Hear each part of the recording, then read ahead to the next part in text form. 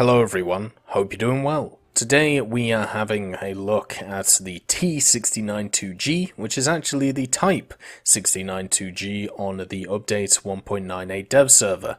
This is the new premium vehicle for China at 8.7, and it takes the place of the T62, which has now been removed from the game. So this is going to be the new rank 6 premium, therefore it's going to be useful at grinding out the whole of the tech tree at the moment, even when rank 7 is released, which is the top rank in the game. Therefore, when it comes to its general rewards of 678% RP and also 390% RP with premium, this is going to be one of those machines that will just make it so easy to get to top tier. So let's talk about its general characteristics. First of all, it is not too similar to the Type 69 that we have in the tree. There are some similarities, but the main difference is the fact that this has a 105. This is the 105mm ZPL94, which is a Chinese manufactured L7, and this means that it gets access to some pretty cool ammo on top of some pretty nice muzzle velocity. So you start off with a Type 83 Heat, then you also have a Hesh shell, and of course the Type 83 APDS. Now this pens 351, 304, 403, which to me is definitely worth going for. Even if it costs 600 SL per shot, you should easily be able to make it back.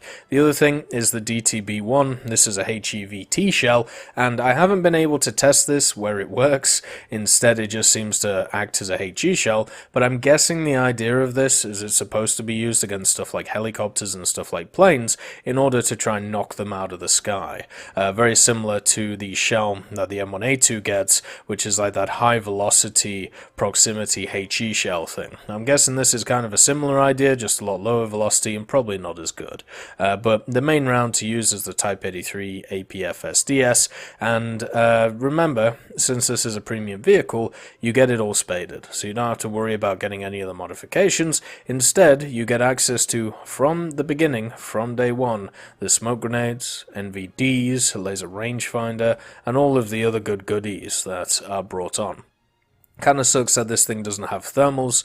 I have found some, well, I suppose, sources, but they're tepid, that this thing did have thermals, but I'm going to have to look more into it as we go along. The main thing to understand is at 8.7 and rank 6, it does fit into a pretty nice lineup for the Chinese.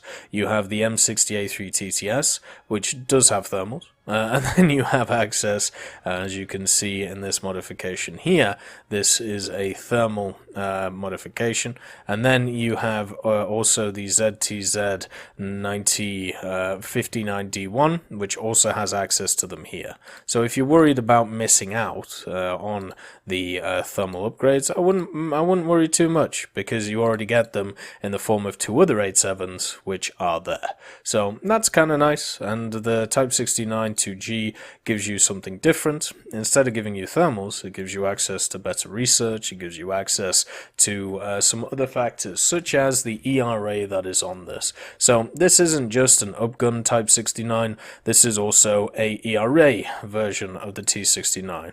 What it has on top of it is explosive reactive armor on the upper glacis.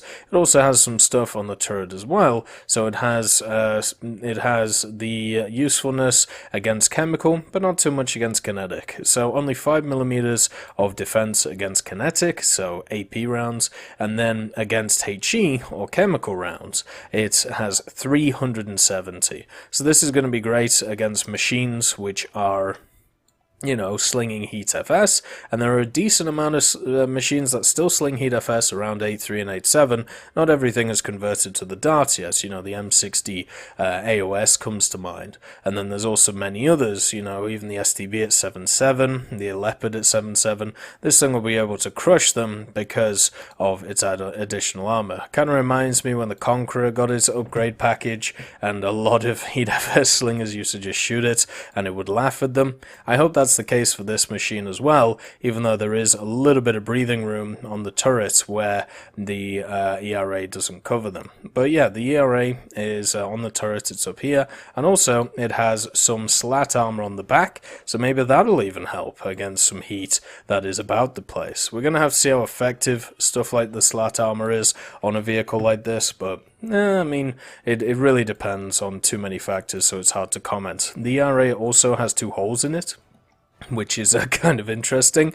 So that means that if you get the shot right, there's also another hole here that I haven't seen before, but if you get the shot right, which, you know, is kind of marked by the big holes on the front, you can just negate the ERA completely and kill the driver, or, you know, kill the ammunition, which is behind the fuel tank here, or inside the fuel tank. So it just seems really weird to me that there are these holes in the ERA, but what do I know? I'm not a tank designer. So overall, it is at least more armoured than its counterparts.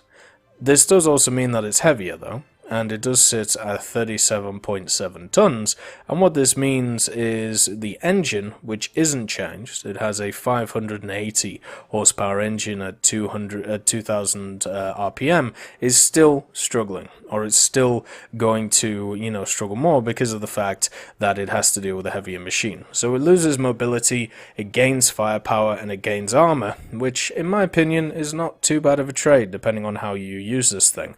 Another thing as well is, since it's a Chinese tank, it has a few issues, so not very good gun depression, only 4 degrees. When it comes to its turret rotation, only 16.7 degrees per second, pretty bad if we're honest, compared to a lot of other vehicles of this BR, and its reload rate, 10.4 seconds, but I think it's manual loaded, so you can get that down. Yeah, you can get that down to 8.6 seconds, which is okay, but it's still not as good as a lot of other vehicles out there. It does have your standard 4-man crew, got the driver, the gunner, the commander, and also the loader. Has really nice optics, as you can see, 3.5 to 7.0, which work really well on the machine, and it's just chock-a-block full of ammo, because it's a pretty ditty tank, which is generally used to be able to shoot off targets. Also, it has a first stage ammo storage of 19 pieces in the fuel tanks here. So what you can do is just fill the fuel tanks, not worry about the ammo back here, not worry about the ammo back here or the ammo back here, and you'll be fine when it comes to general detonation. Hopefully most of the time people don't know to shoot for this fuel tank, and you'll be okay. That's the best way of putting it. Has one of the best secondaries in the game in the form of the Dishka. I would, if I could, I would either put 350 cals or a Dishka on top of pretty much anything, or maybe even a KPVT on top of anything when I'm going into battle, but sometimes you're just left with the scraps. But luckily for the Type 69, that's not true. And the other thing is the skins. So China has some very interesting skins, and the T69 or the Type 69 really benefits. So the green, yellow, black camouflage is really lovely, one of my favorites in the whole equation. You got the tricolor desert, which is also beautiful for the Chinese. Then you just have the basic desert, which is just not, it's just a light brown. Then you have the tricolor, which is easily the best out of all of them.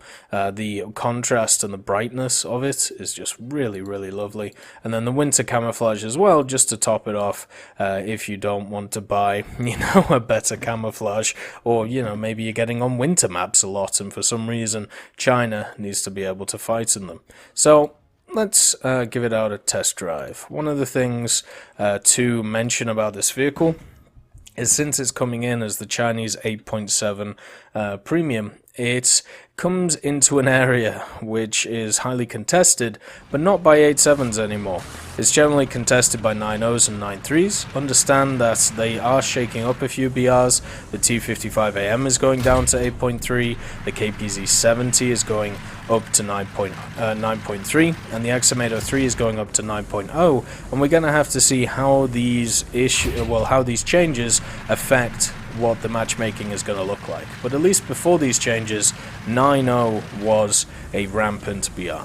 And the reason for this is because you go 10.3 to 9.3, and then you go 9.0 to 8.0. It's as simple as that. And there was also a lot of premiums, such as all of the thermal premiums, which were pushed up to 9.0, apart from the XM1, which went up to 9.3. And because of that, you just had a lot of situations where people just hold down the key, use the thermal button, oh, white, bang, oh, white, bang, oh, white, bang. And it's really, really infuriating to play against, really infuriating to play against if you're a general individual. And with this 8.7 vehicle, you do have the chance to miss those people, but the majority of the time you are going to face them. And understand, you are at a disadvantage because you don't have thermals. You are also at a disadvantage because of the fact that your speed isn't great. I mean, it's usable, but it's not the best in the game. The turret rotation can definitely be one of those things that is abused. The gun depression is probably the worst thing about this vehicle. Only having, 4 degrees of gun depression is really bad. And just the general acceleration of the vehicle is not as good as what you would hope for some kind of fully spaded vehicle.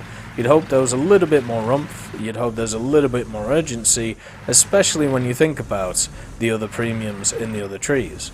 The Leopard L44, the AMX 30 Super, the OF40 MTCA. All of these things have crazy high maneuverability, but don't have that greatness of armor. Whereas this machine has pretty good armor, but not really a lot of mobility, and everything can pen it anyway, so the armor part doesn't really matter. And that's the general problem with banking on armor.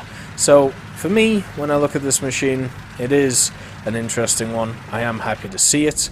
If 8.7 once again becomes a solid BR, this is a solid pickup, but if that was the case, then the T55AM wouldn't have just gone down to 8.3.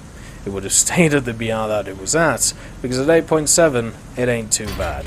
So I'm hoping in the future that this thing sees a lot of play. It's got a great lineup around it, with the 2 medium tanks that the Chinese have, and also the slowly but surely look at some new Chinese tech tree vehicles soon, with the ZTZ-99 coming, and also, the radar-guided SPAA, and also the Chode Object 120. There's a lot of cool things on the horizon for China, so if you're interested in getting them quickly, I suppose this would be the way to go. But at the same time, just remember, if you compare it to a lot of the other premiums at its similar BR, it ain't too good. It ain't one of those things that's going to really carry a game unless you force it to.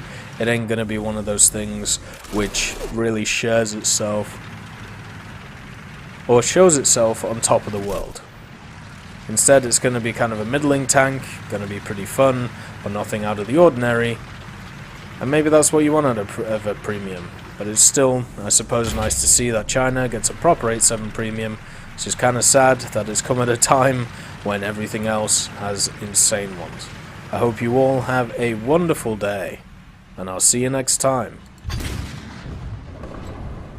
I'd just like to thank Eugene's Terry, Daniel Stanton, Blackie, Elove Goat, Jay Wilt, Martinez, B. Young, Chris Giltnane, Trigger Hippie, Ambrosius McClellan, and also Samuel Slick for supporting the channel.